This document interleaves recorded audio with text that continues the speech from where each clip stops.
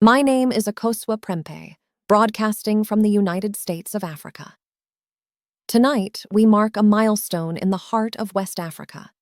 As Mali celebrates its 65th Independence Day, President Asimi Goita delivers a powerful message to the nation, reflecting on the country's journey, current challenges, and bold vision for the future. From strengthening national security and economic resilience to advancing education, health, and unity, this address speaks not just to Malians, but to all Africans committed to progress and peace. Before we dive into this important speech, I invite you to join our growing Pan-African community. Subscribe to our channel, hit the like button, share this video with friends and family, and leave a comment with your thoughts on what unity means for Africa's future. Together, we can amplify African voices and connect across borders. Now, let's listen to President Goita's address to the Malian nation. My dear Malian compatriots, and all esteemed guests of Mali, on this day of remembrance and duty, I give thanks to Allah the Almighty for granting us, for the 105th time, the opportunity to celebrate the sovereign unity of our nation. We stand proudly in the spirit of the founding fathers of Mali, and we pay them a heartfelt tribute on these anniversary days. The ideals they have always defended, which remain relevant in our time, continue to serve as our guiding compass. To President Modibo Keïta and his fellow fighters, the Malian nation expresses its gratitude for awakening our consciousness. My dear compatriots, by placing the armed and security forces at the heart of government action, our shared ambition is to have an autonomous army capable of ensuring the sovereign defense of the national territory, protecting Mali's fundamental interests, and contributing to regional and international security and stability. The recent cowardly attacks by armed terrorist groups against innocent civilians clearly reflect their disarray in the face of the increased pressure from our armed and security forces on the ground. I urge the population not to give in to the disinformation spread by these lawless and faithless groups. Now more than ever, we must remain united and show solidarity in the face of the illusions of impostors and their state sponsors. It is through action that we will achieve our sovereignty. From 2020 to the present day, numerous initiatives have been undertaken to strengthen and rebuild the armed and security forces, notably through the Duku Kuloko Plan developed in 2024. We have been able to further restore the authority of the state and reaffirm our sovereignty over the entire national territory. As part of pooling operational efforts in the fight against terrorism, Operation Ansi-Guignogon has made it possible to strengthen operational and security coordination with the brother countries of the AIS. To support the process of strengthening the armed and security forces, we continue to intensify the acquisition of equipment, the construction of essential infrastructure, the consolidation of personnel through cyclical recruitment, and the ongoing training of staff. The adaptation and updating of our military doctrine allow us both to confront emerging threats and also serve as a guarantee of interoperability with the armies of the Confederation of the Alliance of Sahel States. At the very same time, the significant diversification of our strategic partnerships is a truly singular and important initiative. My dear compatriots, as we celebrate the 105th anniversary of our country's accession to international sovereignty, I would like to acknowledge the ongoing efforts of our diplomatic corps to ensure that a growing number of partners respect the constitutional principles that guide Mali's public action and foreign policy. We conduct our actions within the framework of preserving good relations while at the same time demanding respect for our sovereignty in return. Through this approach, we are taking into account the geopolitical shifts that characterize the current world. My dear compatriots, Since 2020, our economy has demonstrated great adaptability and resilience despite security and geopolitical constraints. In this regard, Mali has continued its efforts towards efficient management of public finances and maintaining a positive growth trajectory of around 6% in 2025, despite a budget deficit of less than 2.7% expected.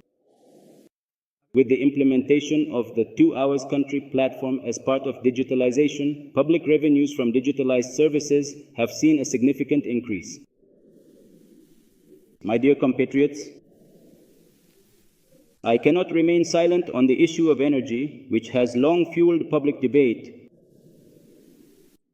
Thanks to the patriotic participation of the Malian people in the funds supporting basic infrastructure, the supply of electricity has improved. The solar power plants in Safo, Sananguruba, and Chakadugu are progressing satisfactorily, and the creation of the National Agency for Renewable Energies represents a major reform to address the challenges of the energy mix.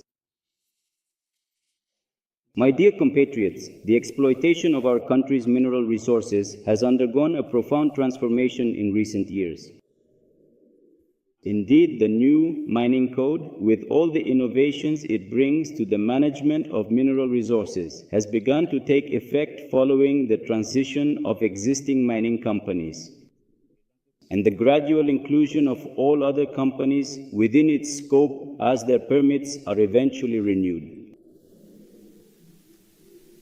One of the major advances lies in the launch of construction for Mali's future gold refinery in partnership with Russia.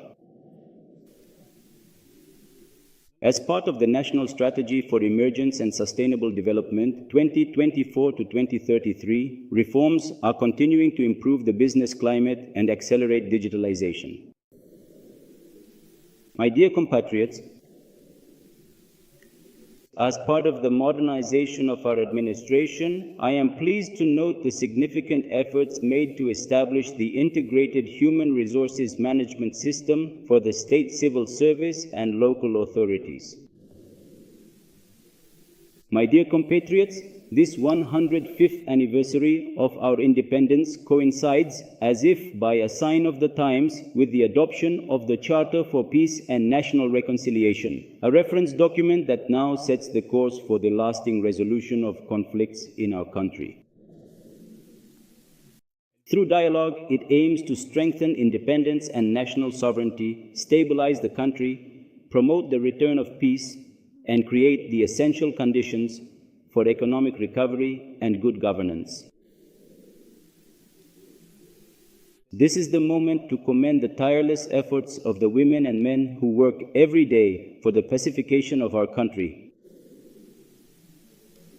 Furthermore, the government's unwavering determination has consistently led to significant and major achievements in consolidating enduring peace and fostering strong social cohesion, without which any comprehensive development process would undoubtedly be doomed to utterly fail. My dear compatriots, our justice system has undergone profound changes in recent years, making it easier for citizens to access justice, as well as improving its administration to meet the pressing expectations of the population. With regard to the bold reforms undertaken, I commend the major innovations that have improved the conditions for prosecuting offenses related to corruption and economic and financial crime. In the face of its persistence and seriousness, the FONSI structure exists in our country. The creation of a national unit in charge of FONSI is planned in the very near future. My dear compatriots, as part of the overhaul of our healthcare system, the National Health Conference was held in December 2024. A 10-year plan has been established to take into account the major recommendations made on that occasion. Greater attention will be given to making healthcare services more accessible to the population, to strengthening the capacities of human resources, to solidarity, and to the fight against exclusion. Thus, to improve the distribution of healthcare services, the reference health centers in this district of Bamako will be upgraded to district hospitals. New district hospitals will be built in Blas and Kangaba. This new holistic approach will be implemented in the regions of Sans, Kuchala, Bukoni, Joila, Nyoro, Badiangara, and Kulikoro. In addition to these facilities, other regional hospitals will be added to strengthen our healthcare system. My dear compatriots, youth and the promotion of women and families are at the forefront of the ongoing reforms.